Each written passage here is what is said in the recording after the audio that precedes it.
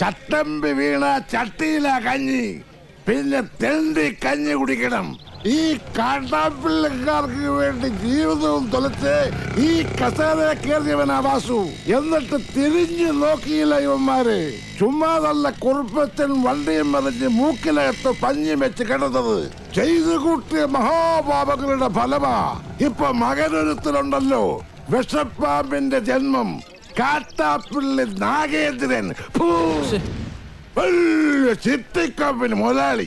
അച്ഛൻ ചത്തത് വണ്ടി മരുന്നിട്ടാണെങ്കിൽ ഈ നാഗേന്ദ്രൻ ഇടി വിട്ടുകൊണ്ടേ ചാകൂ. നോക്കിക്കോ. ഈ കാട്ടാപ്പള്ളി നാഗേന്ദ്രൻ ഞാൻ തന്നെ.